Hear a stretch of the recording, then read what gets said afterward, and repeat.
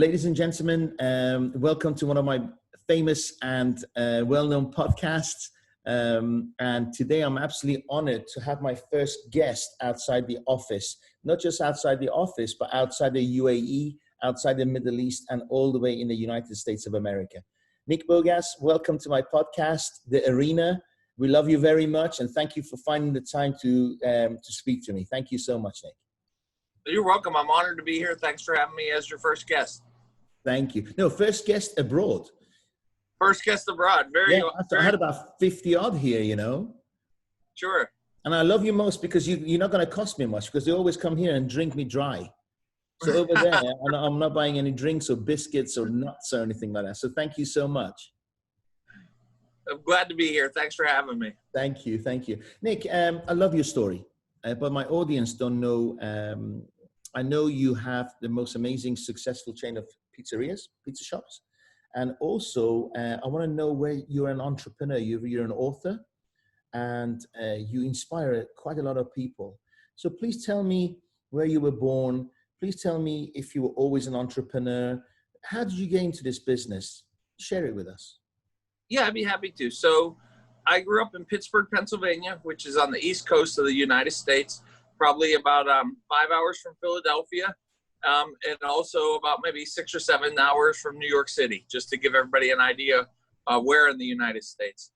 And I grew up with a middle-class family. I never had any needs. Sure, there were some wants when you see families with more money or stuff like that, and I always had a desire for more. But I never really went without food or shelter, and I had a loving mother and father, so I was very blessed that way. And I always was installed with a good work ethic. And even from the time I was 10 years old, always cutting lawns and for $10 here or $12 there and mowing lawns. And I really had a desire to collect baseball cards at the time. It was very popular in the United States. And rather than just collect the baseball cards, I would put on shows for vendors to come and sell their baseball cards because I could never do anything in my life just a little bit. Any endeavor that I ever get into, I have to go full tilt. That's just the way I'm wired.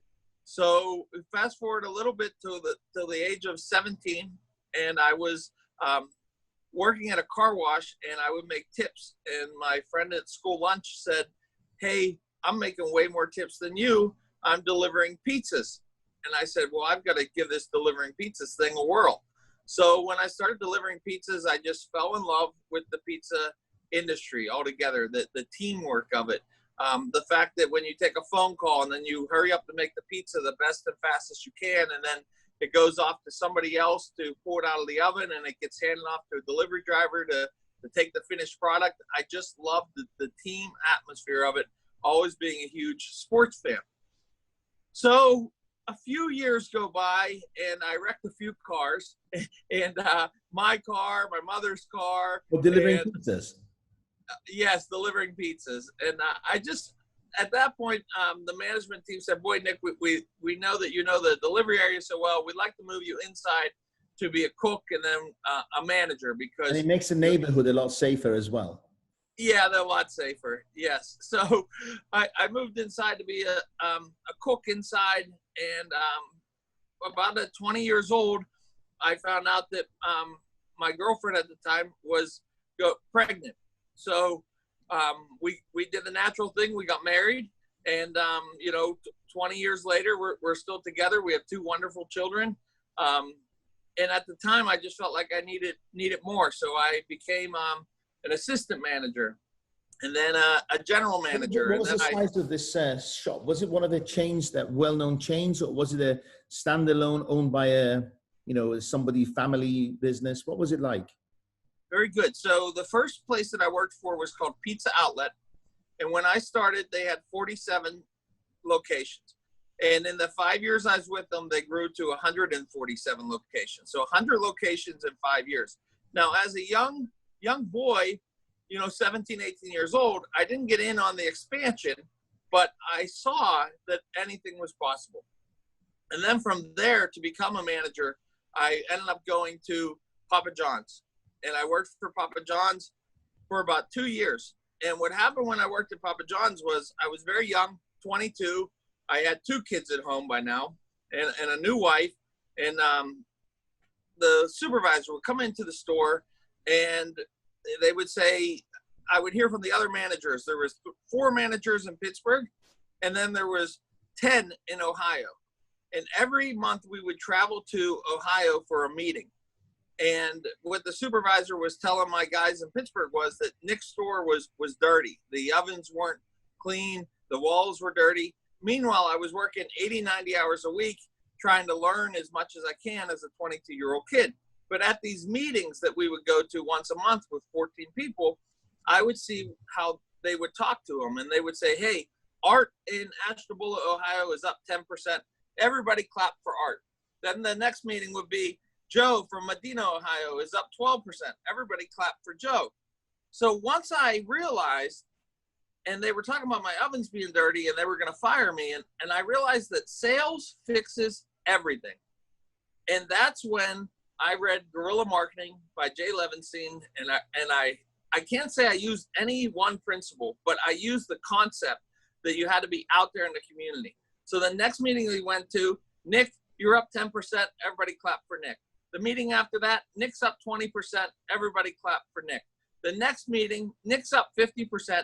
Nick, tell everybody what the hell you're doing. So what I was doing was I was out in the community. I had gotten big contracts. I got contracts to sell it at football stadiums, at soccer stadiums, at school lunches, at basketball games, at the swimming pools. And I was selling tons of pizzas. So eventually that was Papa John's. And what happened was Domino's up the street came in and said, we heard about killing. Yes. They said, we want you to join us. And I said, look, I have all these record weeks all over my walls, all these awards. I'm not going anywhere. Well, that business card he gave me burned a hole in my pocket. And I called him. And the next 5 years I spent with Domino's. Wow. And they had moved me across the state 5 hours to run a store in Wilkes-Barre, Pennsylvania. And it was a college store. And that's really where I cut my teeth, at a store open till 4 a.m. every day. And, eventually I like to say that at this time, 22, now I'm 27.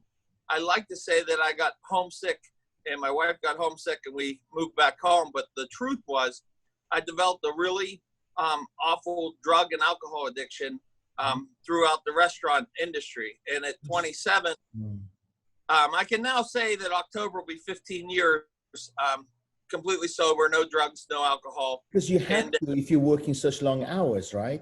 You need something to get you. It was, and I guess no excuses. Like I said, if I do anything, I've got to do it to the fullest, and drugs was no different, and my wife said, look, I don't care if you're coming home with us or not. I'm going home. I'm taking the kids, and drove 5 hours back home. And I put in my notice with my job. I sat there, and I had a kind of a revelation in my life. The next day I was just being truthful. I was going to the bathroom, and I realized I had no toilet paper. And I realized I had no job, no car, no phone, no wife, no kids, and no toilet paper. And I just hit my knees and I said, God, if you're real, save me. And from that moment on, my life changed. I came home. My mother-in-law said, I know a good counselor at the church. I said, well, that's great because my wife needs a counseling. but meanwhile, it was me that let's get you into a drug and alcohol program.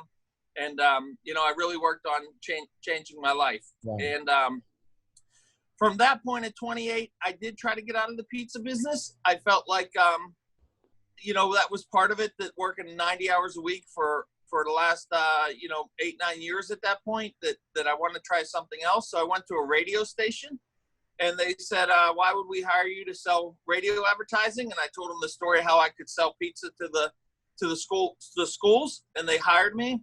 But I just really didn't like the office environment. And about after 6 months, I started delivering pizzas again. And I delivered for one shop, and then I went back to another shop. So I had 2 jobs. And then before I know it, he opened another pizza shop. So I had 3 jobs delivering pizzas. And then I got a job at the post office. I said, everybody was always on me to get a quote unquote real job. That's always what I heard, that, Nick, you don't have a real job. All you do is deliver pizzas. Even though I was clean and sober, some people didn't believe it. Some people, family members, a lot of, hey, you've got to get a real job. And so I went to the post office. And when I went to the post office, I realized that that's where dreams go to die. People go to work there. They realize I'm going to work here the next 30 years, retire, get a pension. The dreams go to die. And I said, you know what? I want my own pizza shop. That's what I want. I don't know how I'm going to do it, but I'm going to do it. So I just started reading. And I started to read as much as I possibly could on anything, on self-improvement, on self-finances, on negotiating. And everything kept coming back to Think and Grow Rich by Napoleon Hill. The books I would read would mention that book. So I started to read that book and then understand those concepts and really just start to work them and envision me having my own successful pizzeria and restaurant without having it, and picturing having hundreds of dollars in my pockets and picturing checks coming in the mail and just and feeling like I had all that. And then what happened is while I was working the 3 delivery pizza jobs and the post office, the guy at the post office asked if I'd like to work at a sports arena at night counting money in the money count room. So I said yes. So now I had 5 jobs, 90, 100 hours a week for the next 3 years, saving every penny I could for my own pizzeria. And what happened was eventually I was able to become a manager again at the pizzeria at Papa John's. I became a general manager, and I kept the back. Pardon me? They had you back. They had me back. They knew my track record because I was always the guy that could drive sales. My sales always went up. Again, so, sales overcame everything, right? Although you left them for Domino's. Always. Yeah, but sales, because you brought the sales in, they said come back. They value you. That was exactly it. So I raised the sales at Papa John's. I still was delivering mail at the post office. And I went to Papa John's. It had never been $1 million store in 22 years. And I took it to $1 million in 6 months. In the first year, when I took over, it was $27,000 in profits. I made $157,000 in profits my first year. I went to them and said, hey, look, pay me close to what I make between my 2 jobs, and I'll never leave. I'm yours for life. And they said, Nick, the industry standard is this to pay a manager, and we won't pay you anymore. And the truth is, if you ever left, we'll sell the business, because they were businessmen. They had 4 Arby's, 5 Taco Bells. They're franchisees. I see. Yes. And a bunch of different business ventures. So they were more numbers guys than anything else. So I started knocking on pizza shops' doors and said, sell me your pizza shop. I had no money.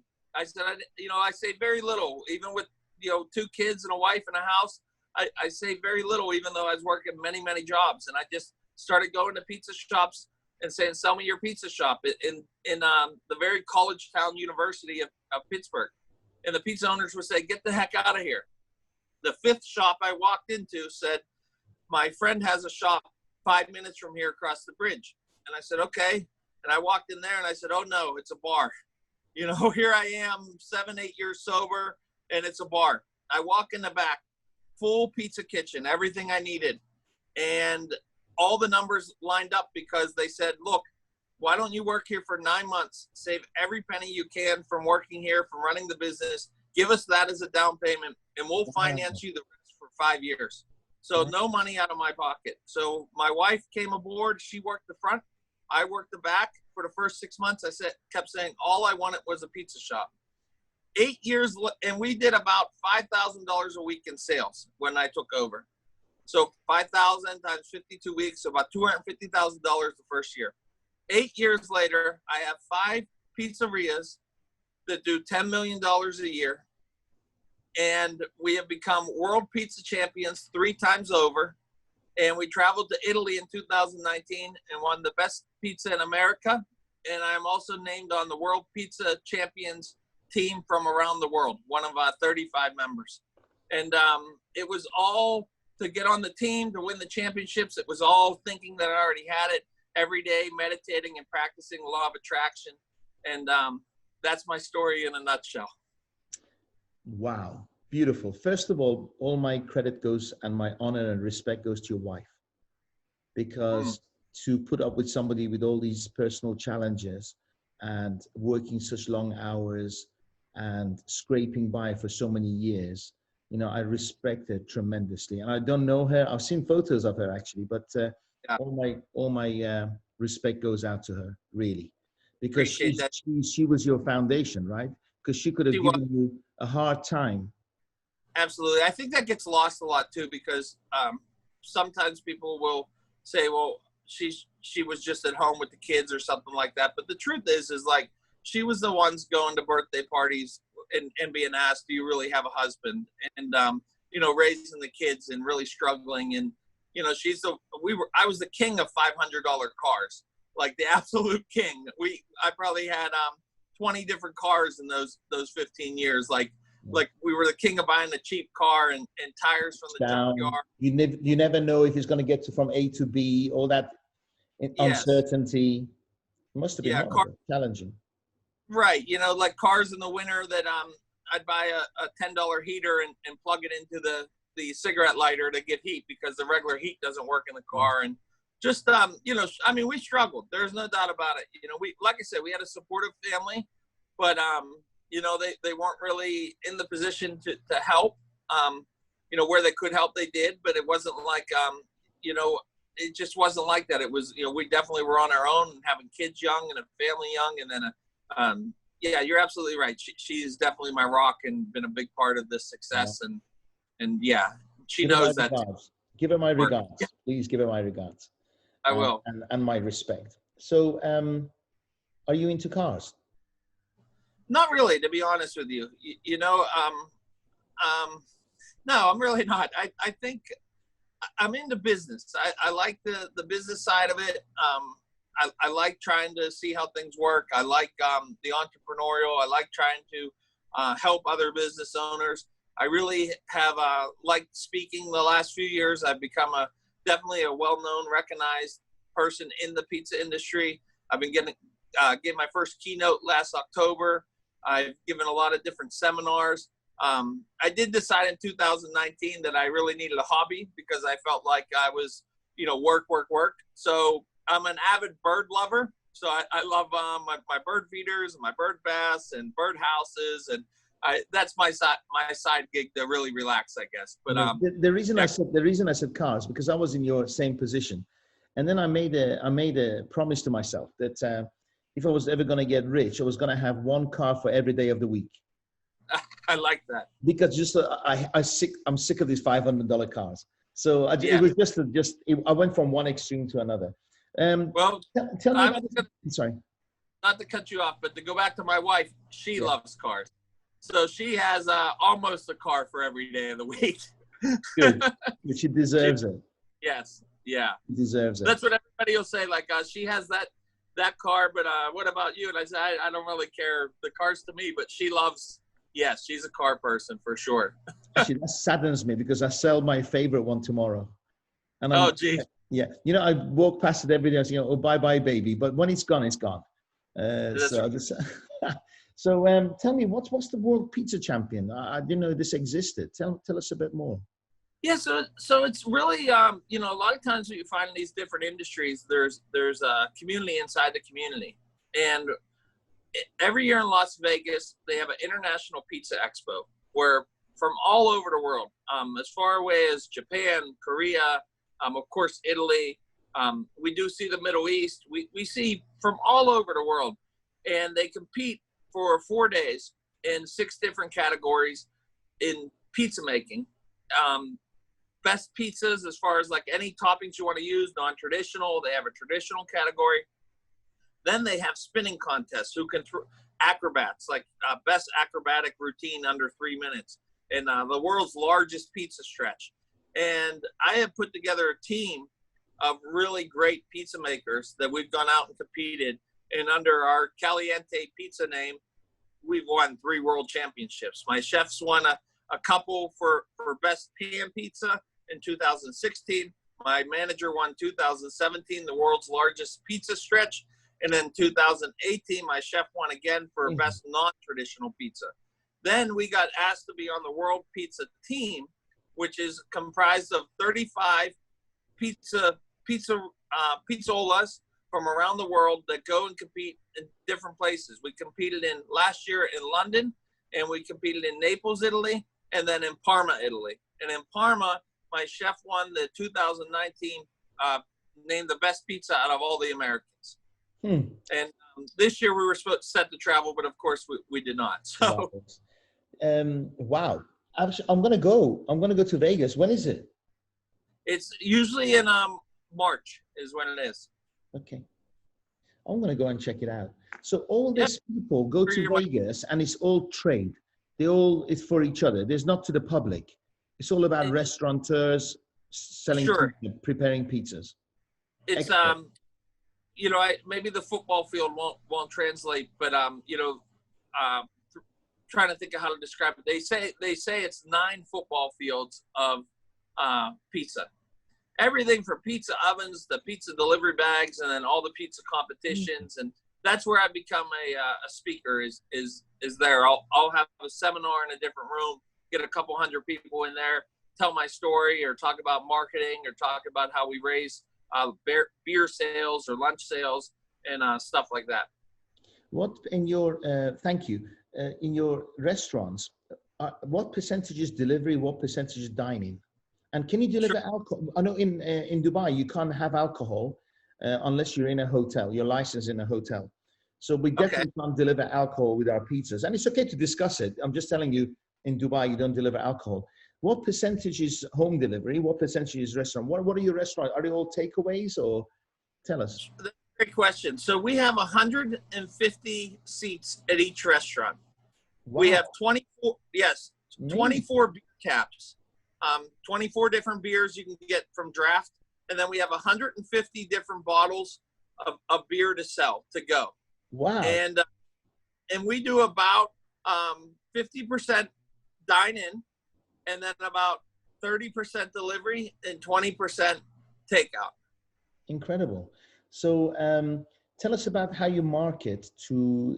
So I would say there's 2 different types of marketing here. One is to people who dine in, and more people to delivery or takeout, correct?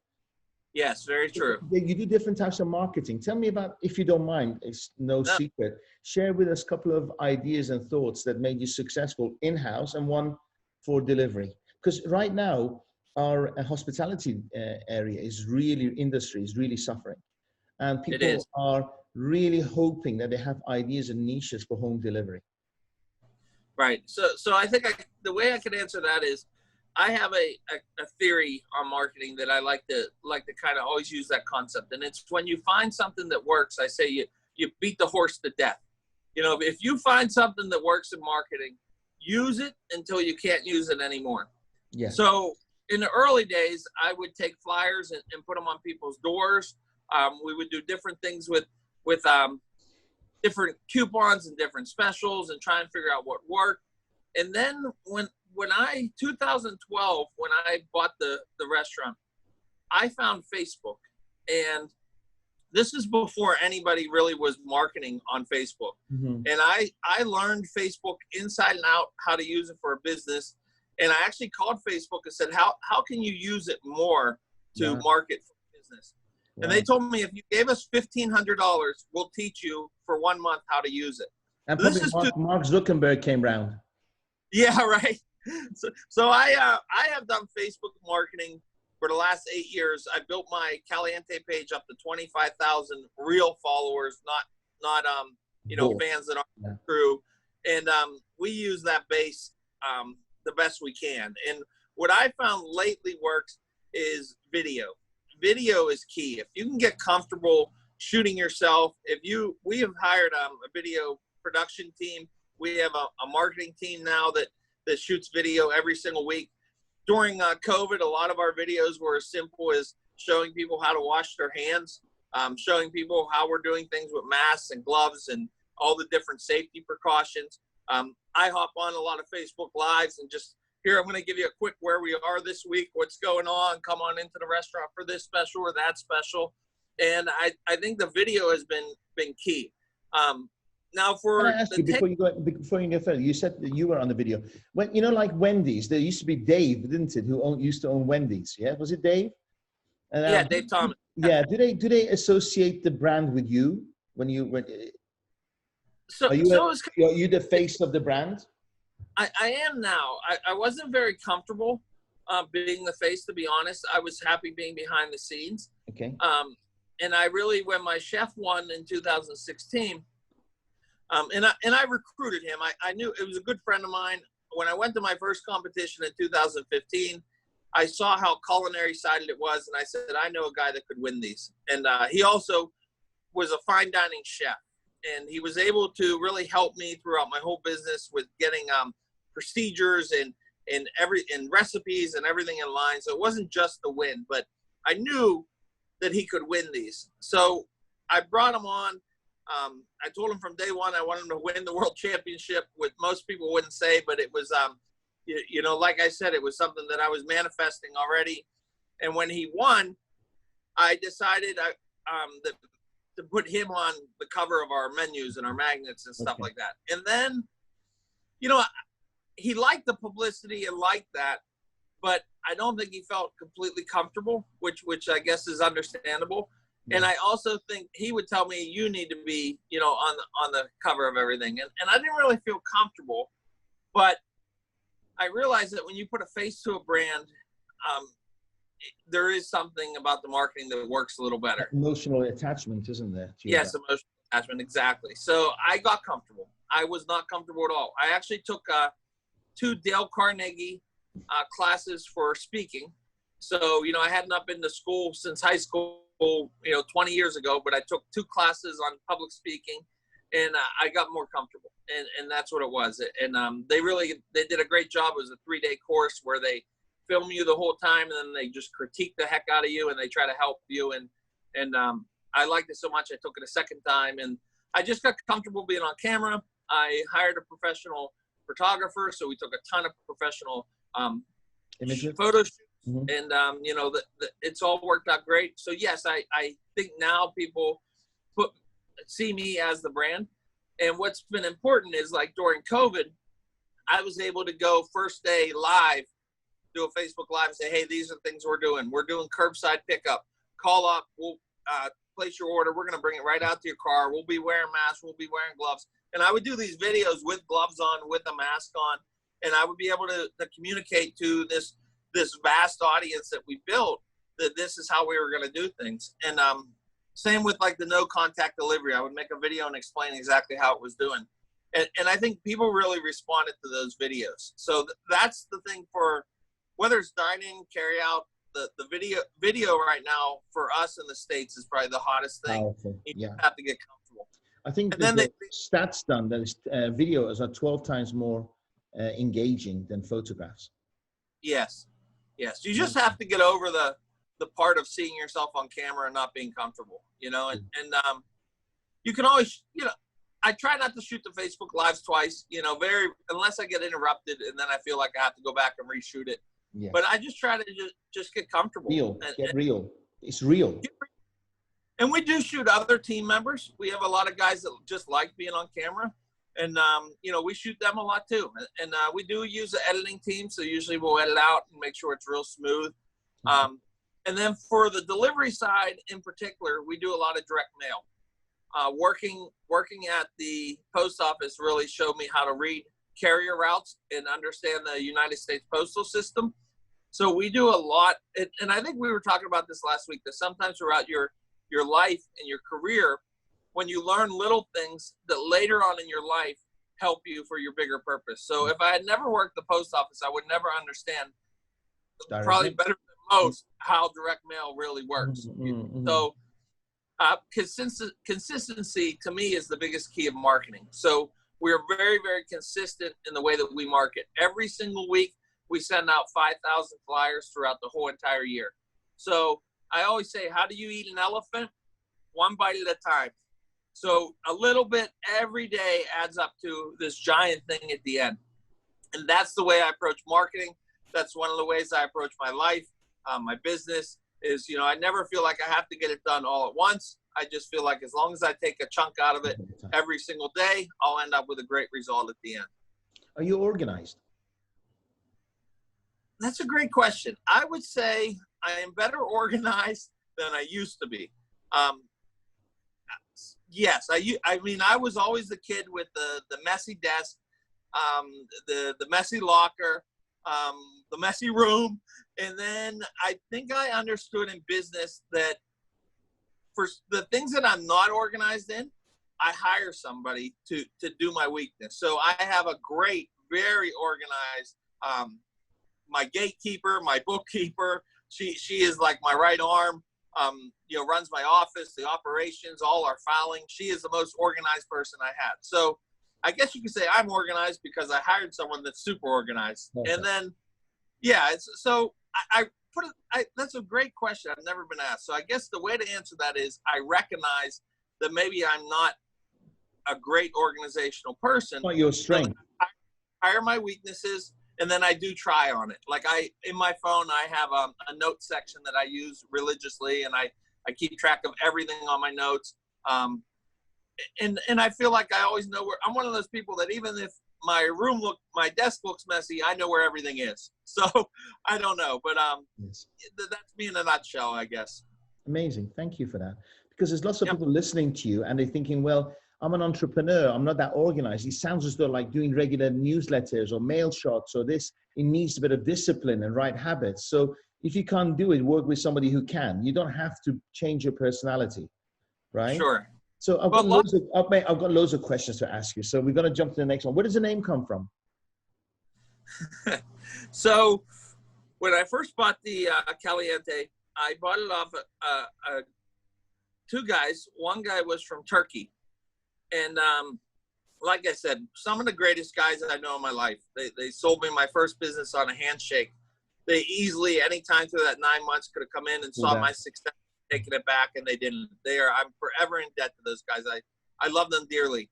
And, you know, the reason they sold it was they had 5 wireless stores at the time, and they knew they needed to concentrate on them. Now they have 90 in those eight years. Between the people. Yes. And so to answer the name question, I said to him, I said, hey, Tanner, why is it Caliente? And he just laughed at me. And the next time I saw him, I said, Tanner, really, why'd you name it Caliente? And he said, well, Nick, in Turkey, the #1 strip club is called Caliente. I wish you'd never asked. So, you know, the truth is we always were going to change the name, right? My wife and I, sexy now. We were going to change it. And what happened was we got so busy in those 9 months and built such a name. We had to wait 9 months to change it till the deal was done. In those 9 months, I had built such a successful starting business, we couldn't change it. So it was called Caliente Pizza and Bar. So we dropped the bar and we just added Draft House. And that's how we became Caliente Pizza and Draft House. But there was no way to change Caliente. Amazing. So in Spanish, it means hot. And in Turkey, I guess it's the place to go. Now I'm thinking it's quite a sexy name. I don't know why, but it's just like it's added a bit of sex appeal to the name. So thank you for that. Now, it's really interesting because most businesses, Nick, and you've never had a business before. You're always a manager. You're an employee. Most businesses get to a level where they got to go from 1 unit to 2 or 3 or 4 or 5. You've done this successfully. Where did you see the change? Because most people get stuck after 2. You know, daddy has a store here, and then his son or uncle or brother opens one around the corner, and then that's it. They don't expand anymore. It needs a certain different type of skill, doesn't it, to expand to a chain? You do.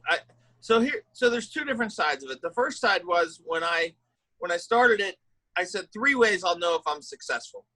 1, buy a car in this century. 2, be able to move to a little bit bigger house. And number 3, when at that time my kids were 12 and 10 years old and I had not saved 1 single penny for college or university, I said, when I can know I'm going to be able to pay for my kids' college. Those 3 things. After really the first year in business, I knew that I was going to be able to accomplish all 3 things. Wow. So I really had to think to myself, how will I really be successful? What does that mean to me? And what it means to me is when the people who work for me, the ones that help me get to the level that I want to get to, when they can do the 3 things that they want to do for their family or whatever it may be, if they want to buy a new house or buy a new car, when they can do those things from the opportunity that I present them, then I will start to feel successful. So I never really have needed to buy another store, but I've done it because I want to create career opportunities for the people who work for me. So let's get this straight. So you find someone and then look for a store, or you have a store and then you happen to find someone? How does it work? So we built a great team. I have 200 employees. I have 35 managers. We have manager meetings every single Monday. We have our general managers have a meeting. The first Tuesday of every month, all 35 managers meet. The third Tuesday of every month, we meet about 15 managers, the upper managers. Yes. And we felt the communication is really important. So I have people chomping at the bit to be part of the next store. So we always just keep expanding and keep growing. Yeah. It seems as we go, we just are able to attract a certain type of employee. Okay. Are you looking at expanding more? You're not franchising, right? Because you're all owned by you. Yeah, they're all by me. In the beginning, I had always thought that if I had the right person who worked for me, that I would franchise to them. It just has, because of the restaurant, it's a very different dynamic. So it really is a lot more moving parts. I kind of feel like I'll probably just keep expanding the restaurants myself and not really franchise them. But we would have a 6th store open right now if it wasn't for COVID. We were actually in the middle of a deal to open a store in April. One of the things I think you'll find interesting, especially from a hospitality standpoint, when we do these openings, I buy an existing store, somebody that had pain. Wow, interesting.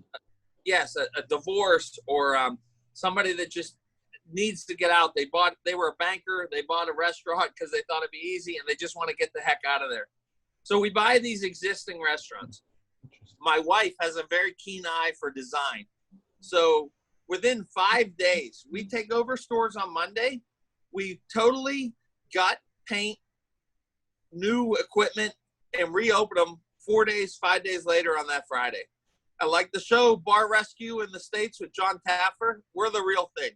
Wow. We do it in 4 to 5 days. We flip a whole entire restaurant. We have 25 to 35 people, contractors who are working, plumbers, electricians, everybody to get these restaurants open. So we're trying to really. Your guidelines are all the same. So when I walk to any of your stores, they're identical, of course, apart from size.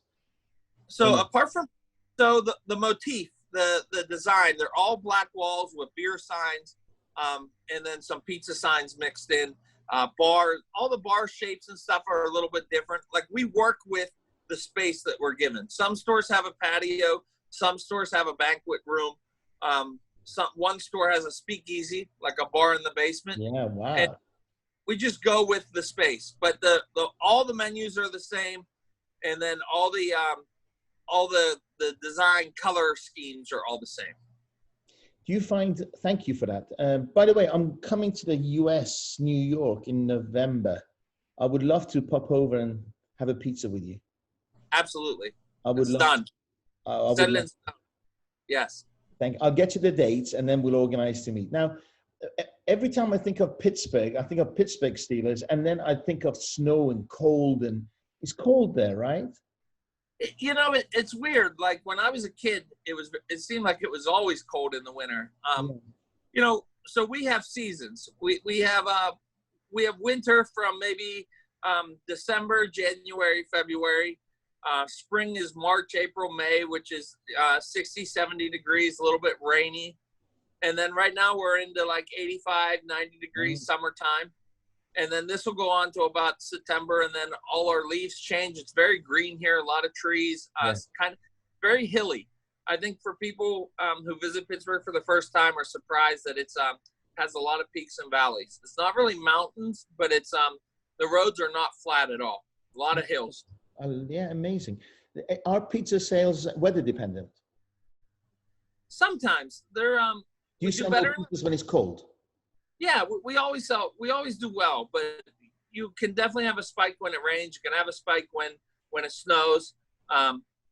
Holidays are always great for pizza. You know what I love about pizza is that people can celebrate with pizza, especially, you know, here in the States. If somebody has a birthday party, pizza. If somebody graduates from high school, pizza. Like, you know, I'm it's sure such you a, know, such, it's the only food in the English dictionary.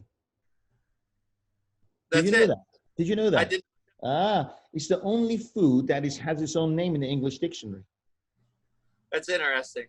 isn't it? And that explains it. It's just, it's a very communal food that, you know, you could share, and you could share a slice of pizza. And I think it's just like I said, I just fell in love with it, and it's really been very good to me, for sure. Amazing, well, because you got a passion and love for it. Now, I went to Rome, Naples and Rome, and the pizzas were crap. I But they're hated it. I hated it. Pizzas, like, where did pizzas change? You know, why? I think ours is far more delicious and tasty than Italian pizzas, right? So when you go to Italy, do they love your pizza, or do they think no? Oh, they definitely think they're the best. Oh, do Yeah, they? Right. it's very Okay. hard to win a competition in Italy as an American. Very, very hard. Yeah, it's very tough. And their pizza is very different. You know, they a lot of the wood fired, a very wet pizza, and then in Yeah. Rome it's the Thin, really crispy. long pizza. Mm. Yeah. But you know, I really have come to appreciate all pizza, I guess, for what it is. That's kind of the way that I've come to appreciate it. But it's definitely different. Like, it's not like the pizza in the States. I'm sure, I would imagine your pizza is probably more like the pizza in the States. It is. It is. Yeah. It is, yeah. May I ask, one of this, I'm so, actually, you know, one of my goals in my life has always been to have a pizzeria. I started having one. I started a pizza shop in Thailand earlier this year, actually, and our Thai partner ran off with my money. So unfortunately, we never got going. But pizza is something that I love doing. I would love to have a restaurant or a chain of pizzerias, because to me, it's beautiful. It's high margin, Yeah. and you can be very creative with it.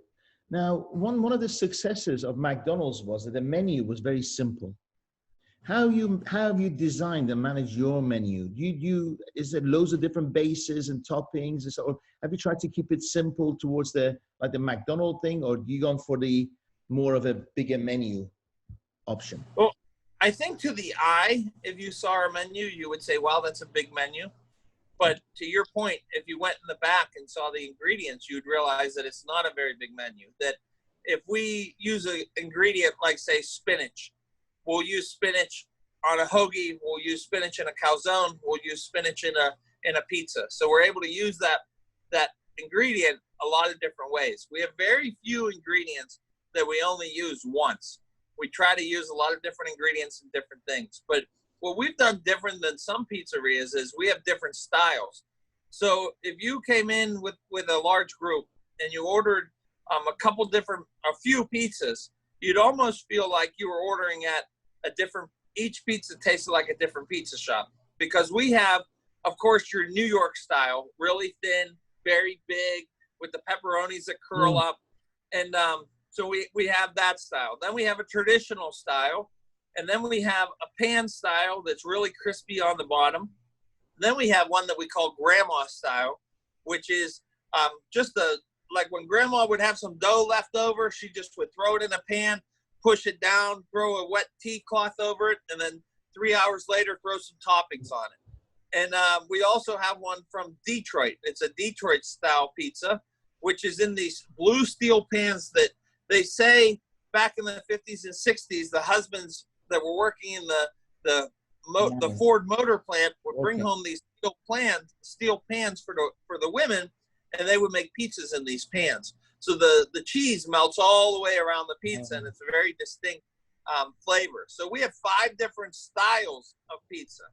Now from there we have 3 different sauces, red sauces, marinaras, that we use on our pizzas for the different styles. Then we have a white garlic sauce that we use on some of the pizzas. And then we have 2 different cheese blends that we use and 2 different pepperonis. But that's like the basis of all the other toppings, you know, we are able to use them. And then we sell wings. is a very, chicken wings are very big here. We have a lot of different flavors of chicken wings. We have burgers, and we have like sandwiches. Amazing. And most of your traffic comes in the evenings or during the day or throughout? So depends where the stores are positioned. We're open every day from 11 in the morning till 11 at night, and then on the weekends till 1 and 2 o'clock at night. Some of the stores get a very nice lunch, dine-in. All the stores get a nice delivery lunch. Yes.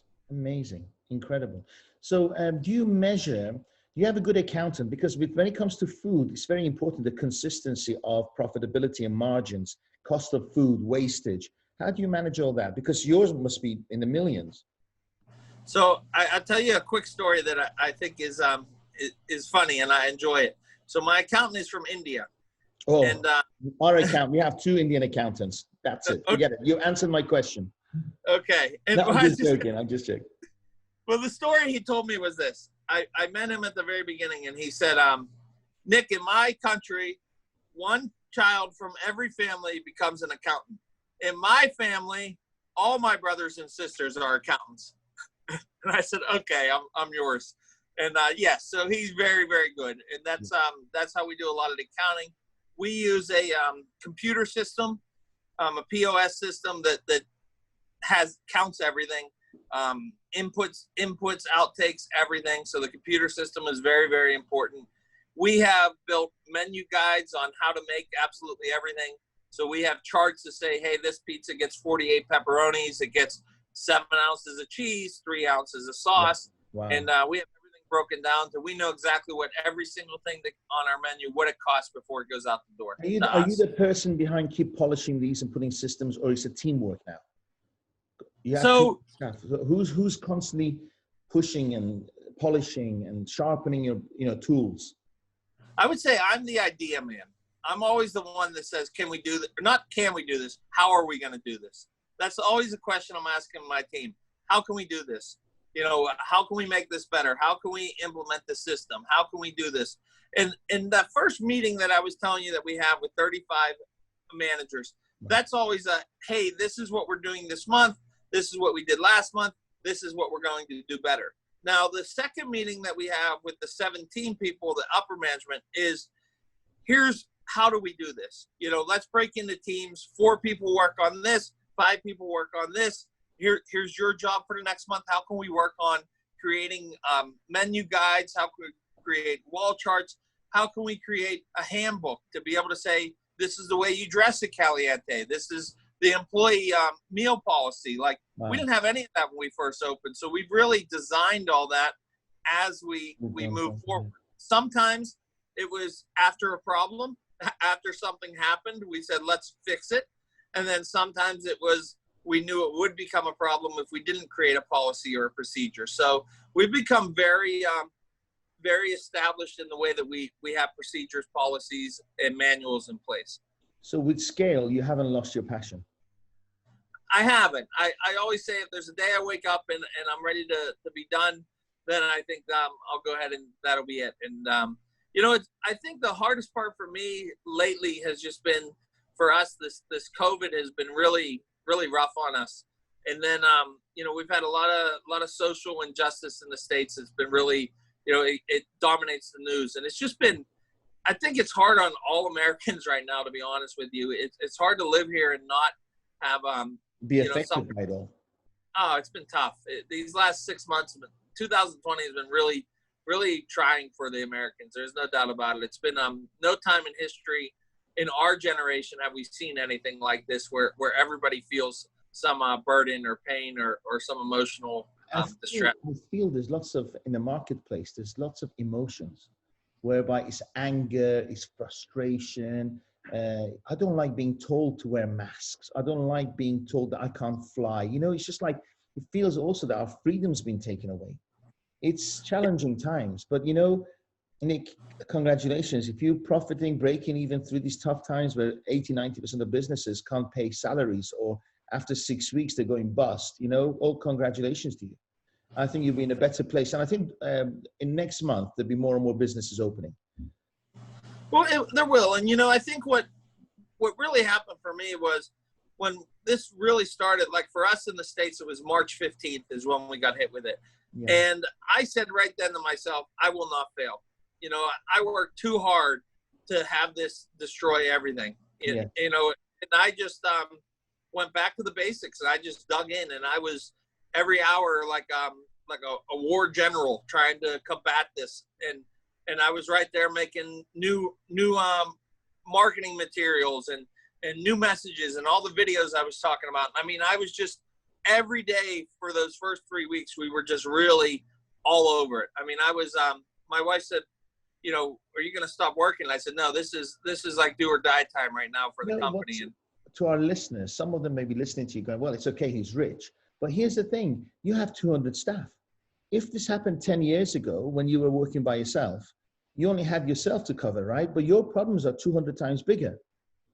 True? And that, well, 100%. I mean, that was somebody, you know, you always have somebody that will try and guess you, or as you become successful, they try to tear you down or try to make you feel like you are rich, so you only do it for yourself, or it's you greed. But, you know, I had to say it, you know, in there, like, hey, this isn't about me. You know, if everything failed, like I have enough, I haven't put all my eggs in one basket. You know, I do own a bunch of real estate and a bunch of different other business ventures that I would be okay. But it wasn't about me. I said, I'm fighting this hard for the 200 employees. Like I had shut off the cable bills in all the stores because we didn't need cable because we're not doing that. Yeah. They shut in all our bar and dining's completely closed. We could only do carry out and pickup. Even now? No, now last week. Social distancing. You got social distancing, right? Yeah, for sure. Last week we went back to 50% capacity inside. But when it was completely closed down, I shut down the cable. And some of the things I was hearing from some people were, oh, you had to shut down the cable, like, oh, like you really need that extra money. And I said, look, it's not about me. It's about the 200 people that work for us. You know, if I shut the cable down for 2 months, I can say to everybody who works for me, come in and get a free meal because I saved that money. I can transfer the money and say, hey, and I did it a few times. I said, everybody who works for me gets a $50 meal. Come and eat whatever you want, bring it home for your family. Like be able to, but those were the little things I was doing, was shutting off the cable, shutting off other things that we weren't using for those few months. And it wasn't about me trying to make money or get rich off it. It was protecting those 200 jobs. They're very, very important to me. It really was. Absolutely. Amazing. Here's the thing.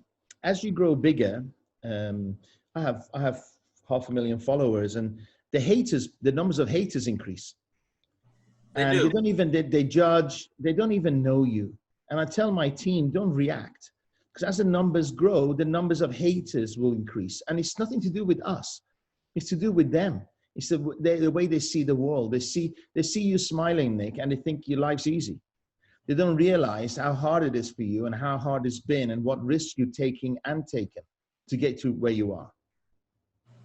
They really don't. I think it's hard because you're human, you know, so you try not to let things bother you. And then, you know, sometimes they do. And you know, and part of success is being able to enjoy things, you know, like you mentioned about the cars or whatever it may be.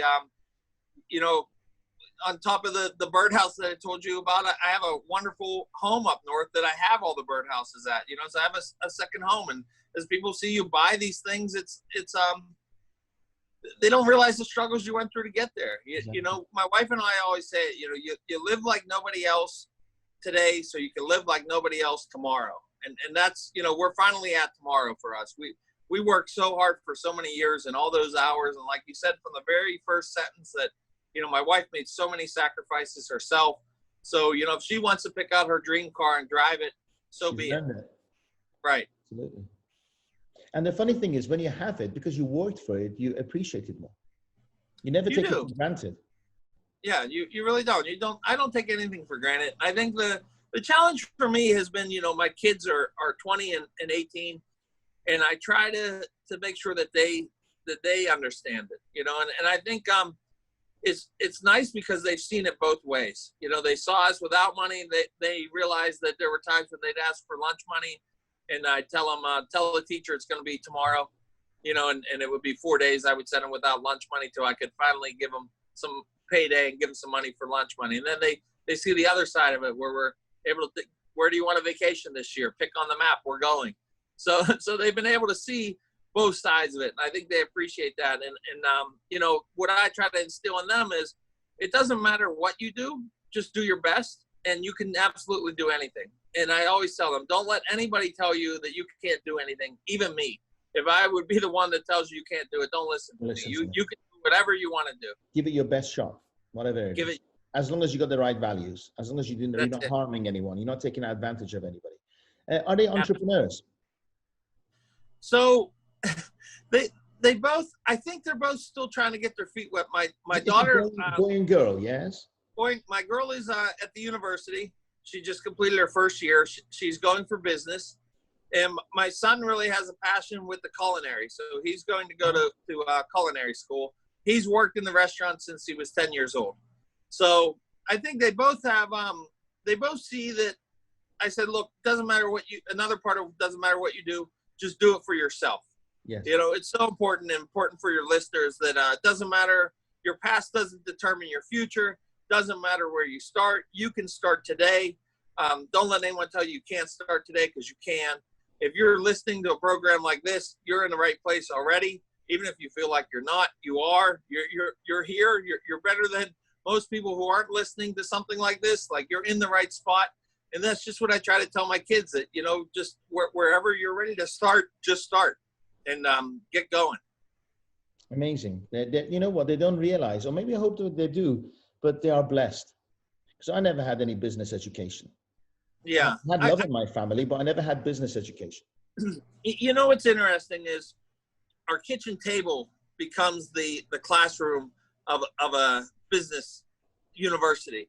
We'll sit there and we talk business every night. It's our life. So we'll talk about the shops and what's going on and how can we buy the next store. And if we, how can we buy another piece of real estate and how we could finance it and where we can move money from. And these are normal conversations at our house, and they're sitting there, whether they realize it or not, they're getting a degree in business. I think you're right. And I think they do realize that, and I think, it'll be interesting where they decide to go. I think they're both passionate individuals, and they realize it.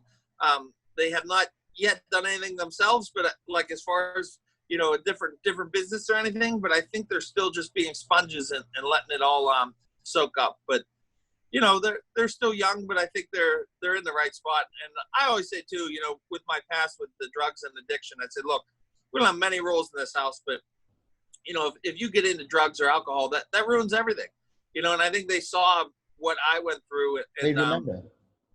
Yeah, they remember. And I think that's the important part, because I believe that too. Part of me, when you get into that kind of lifestyle, it's just very destructive. And drugs destroy dreams. It's that simple. Amazing.